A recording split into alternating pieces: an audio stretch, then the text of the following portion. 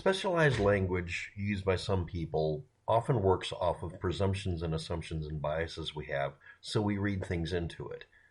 I don't do that normally, so what I'm going to do is I'm going to fill the entire video with an explanation of everything that was sent to me as a single short comment. Anything that does not have an explicit reference, either negatively or positively, or being related to or neutral in regards to religion, may be considered secular, versus an ideology dictating no religious influence in public sphere and vice versa, aka separation of church and state, like we have in the United States. That's not a requirement of secularism, but it requires that you understand what this means. Versus secular orthodoxy, or the orthodox of the secular, people insisting on religious observance without professing a requisite belief, shifting a religion into cultural tradition and national identity.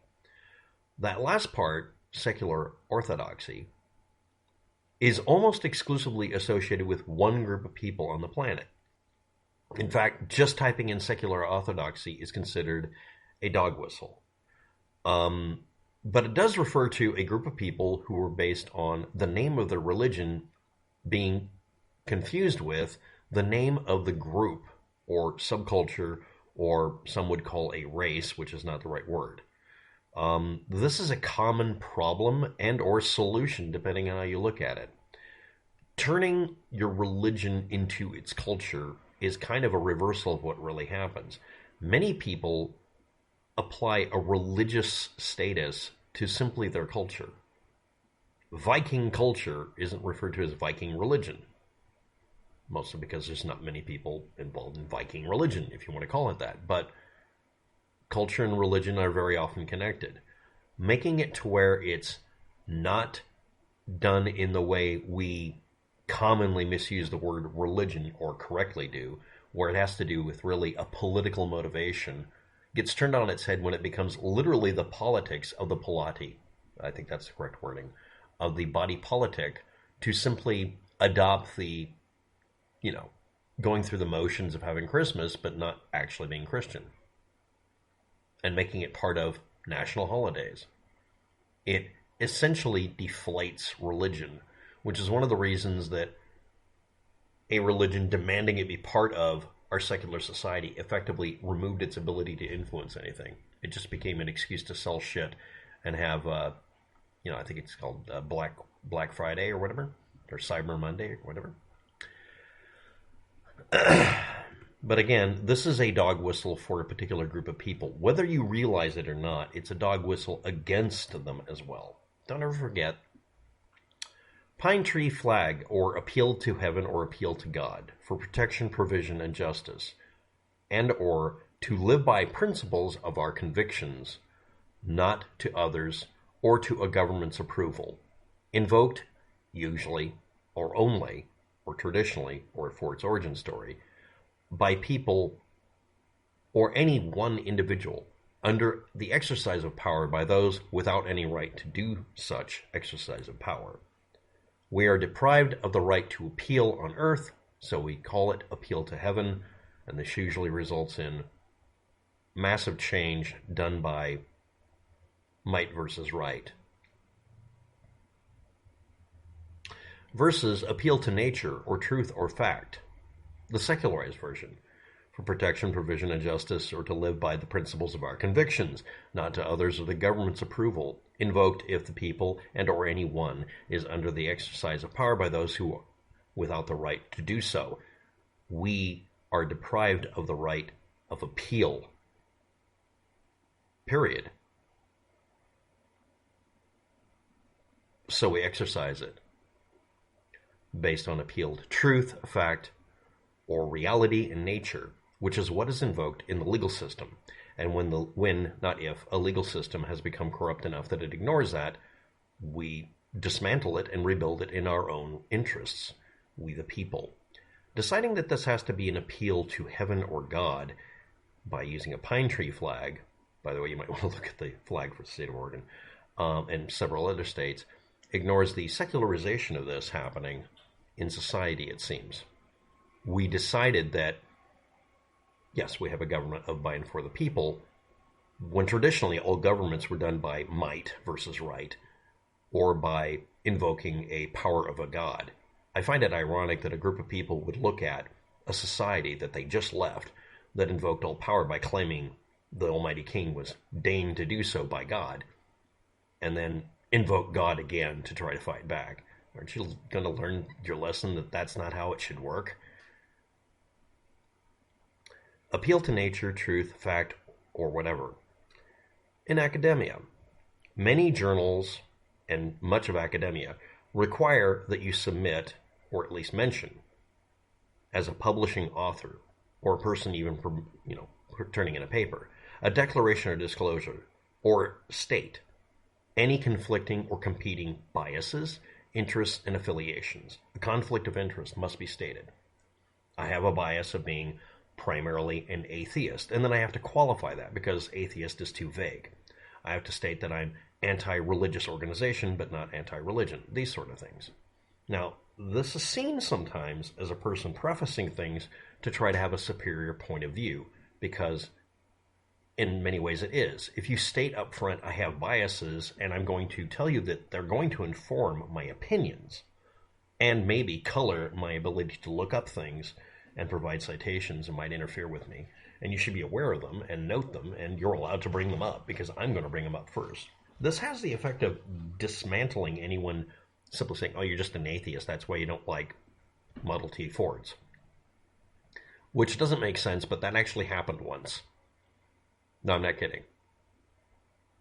So stating it up front kind of diffuses the situation so that it can't be used as a drive-by gotcha by somebody who's being lazy in a debate. Self-conscious or conscious of unconscious or conscious biases. Being aware of your biases, whether they're overt or you don't know they're there, and stating them versus being self-conscious or stating you are.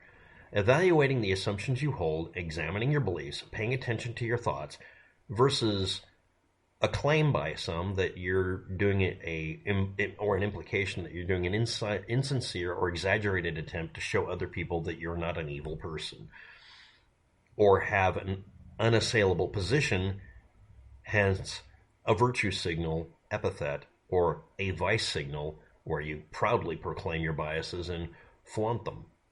These are rhetorical statements and concepts. Very interesting, but it doesn't change whether or not you're simply stating a fact about yourself that you're aware of.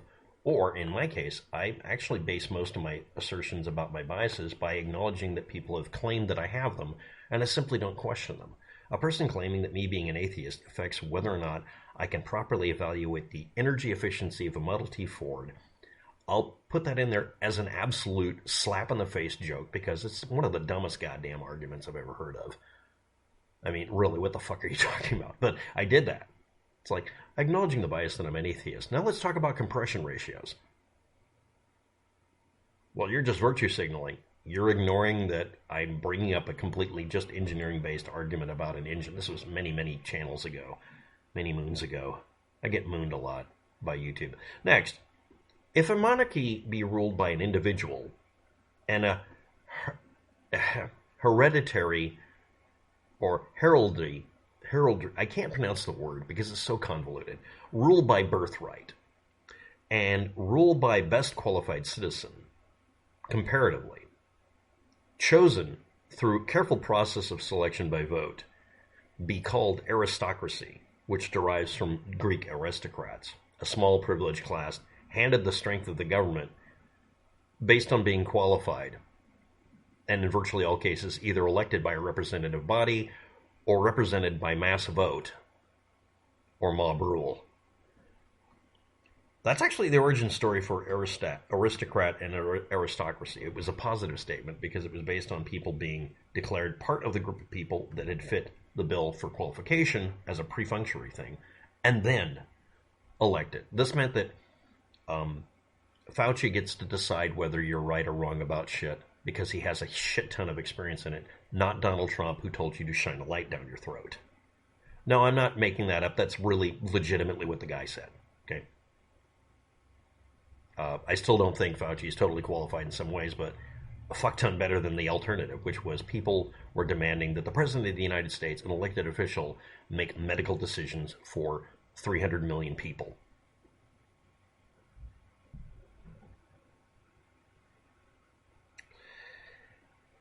Now, the other version of this is the presumed corruption of said aristocracy. The presumption of them being unqualified and inept, which kept happening. Properly known as an oligarchy at the time. Now oligarchy means something else. This is also at the time stated to be best prevented by the mob rule of democracy that originally created it. Pure democracy, while it's much less useful than qualified people running the country or your government, mob rule immediately reacts reactionarily to removing a person from power, or as the exact quote, and I don't remember which Greek philosopher, by mob rule of vote or by torch, and I can't see certain words on YouTube anymore because it will flag my channel, but basically killing them. You either be qualified or be dead. So if someone's saying there's an aristocracy and they object to it, they're really just referring to an oligarchy if they find it negative. But if they're referring to an aristocracy of just really people who are just qualified to hold office, while that's not pure democracy, it was built on using a soft form of democracy to pick them to be the rulers while the representatives act as the proxy voters, which is very similar to what we're supposed to be doing. Again, why not elect the actual medical doctor who is a Republican instead of running Trump? Seriously, he would have won against Hillary. Hillary's an unqualified nitwit. But at least we would have had a doctor during a fucking pandemic. Think about that.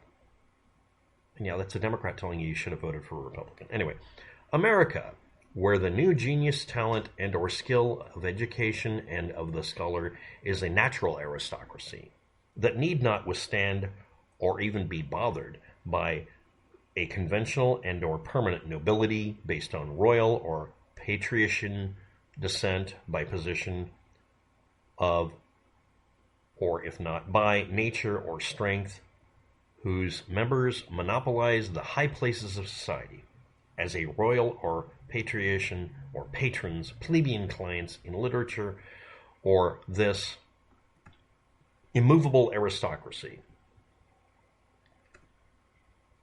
that is non-existent in America, like most countries. The only reference I found to an immovable aristocracy, because almost all aristocracies have been destroyed, is about them not existing anywhere anymore. Literally. That's the only time the words immovable aristocracy come up that I can find. I looked up direct quotes people dump on my channel to try to find where they're getting this from. Normally, it's a cut and paste from some website doing propaganda. Sometimes it's from a politician or an ideologue or maybe an academic. The reference here is that America, like most countries, but specifically America, does not have an aristocracy or an immovable one, except of people who are overqualified by being academic in an area. We value people who know what the fuck they're talking about. We value people who have power over knowledge by bowing to it. Socialism for elites. Cold-blooded capitalism for the opposition. Not sustainable scenario in a democratic society. It leads to erosion of that democracy, an immovable aristocracy, or revolution, and ultimately the end of the democracy through revolution. Socialism for the elites, etc. These are all propagandistic statements. I know that you know your vote is worth nothing. It's a shame we live in a world where no one cares what you think, Waptech, except me, but I'm not much of a relay. Still enjoyable as always, Waptech. And then you can read the sentences below where I got all of these word sets and tried to make sense of it. Again, some of this was dog whistles. Some of this seems to be conventional versus original words for definitions. But that last part that I just read, the person left, that seems a little bit defeatist. Of not necessarily me, but of the situation. It may not be directed at me. It may be directed at everybody. I don't believe in that. I don't think we're defeated or defeatable. Thank you for watching. Have a good day. Good luck.